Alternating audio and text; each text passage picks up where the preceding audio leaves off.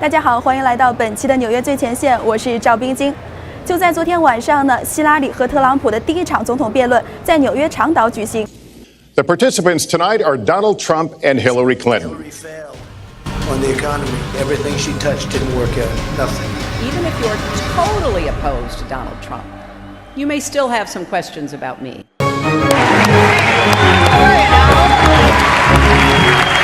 Secretary Clinton, yes? Is that okay? Good. I want you to be very happy. I will release my tax returns against my lawyer's wishes when she releases her 33,000 emails that have been deleted. As soon as she releases them, I will release my tax returns. Just criticized me for preparing for this debate. And yes, I did. And you know what else I prepared for? I prepared to be president. And I think that's a good thing. 这一场辩论能够给最新的选情带来什么样的变化呢？我们今天请到演播室的嘉宾是我们的观察员张舒，以及纽约证券交易所的资深交易员 Keith Bliss. So first question, how do you think about the debate last night? If you can only use one word to describe Donald Trump's performance, what word will you use? Lackluster. Lackluster. Lackluster, yeah. I think he was lackluster last night. He didn't have the usual energy that we've seen out on the campaign trail. I think he was probably a little worried about saying something that would be perceived as being sexist, racist, homophobic, Islamophobic. So I think he was a little reserved. They'll probably unleash him a little bit. Give him a green. Yeah, exactly. Give him a green light and let him go. All right. How about you, Annabelle? First, I think he always, talk about how the fact look at without giving a solution. And the next, he just, always blaming Hillary for being one part of the Obama government. But actually, Hillary is Hillary. She come up with a plan. So I think that's maybe my concern for Trump. Last time we talked about Trump's economic plan, and you mentioned he needs to bring up more details.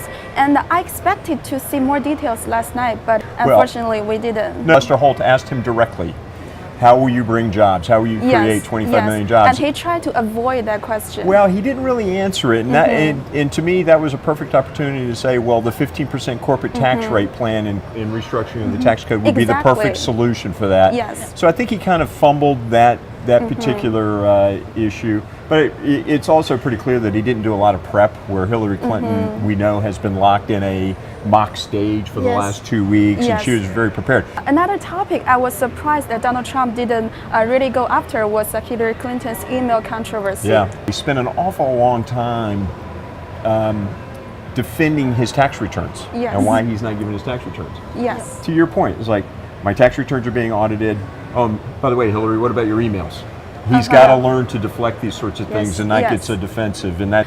If you can see Hillary Clinton standing on the stage, that was a win for her, because before that people were worried about her health issue. But from her status last night, I have to say her status was really well. If you look carefully, maybe I'm being cynical about this. I thought she was starting to really fade in the last 15 minutes. If they'd gone another half an hour, I think it would have been. I think it would have been a little bit different, perhaps. I don't know. Then let's check out the polls. I do have lots of polls out there. The one from NBC polls, Hillary Clinton is leading 5% after the debate. Before she was leading 2%. And CNN also did a survey. 62 audience think Hillary Clinton won the debate last night. 27 audience think Donald Trump won the debate last night. But also, the one that's really interesting, that Donald Trump tweeted on his own Twitter, says he earned 80% of the votes. That one is from Drudge Report. How about you guys' opinion? Hillary, she did a better job. It doesn't mean she did a great job, but she just did a better job than her opponent. And that's what I think. But I think for voters, I don't think it will change a lot, because voters have their own standards for Donald Trump. I think it has always been proved in that way. So we don't know yet. As an objective observer, I'd have to agree with Annabelle. I give the slight edge to Hillary Clinton. Just in the form of content and other issues that she may have laid out. Let's talk about what the market wants. I think it's pretty clear, because yesterday when the gaps were really close, I saw the Dow drop almost 100 points. Last night at the end of the debate, futures were up almost 100 points. And also, Mexican peso had a rally. Well, one thing I want to mention is about the healthcare sector because Hillary Clinton, she just criticized on the drug price, and also Trump, he also had some opinions about the CARE Act law. So I think this sector going to be risky. What about you? Well, it's the perfect mention, the best proxy for how the markets overall feel about the election is to look at the dollar peso currency pair Yes.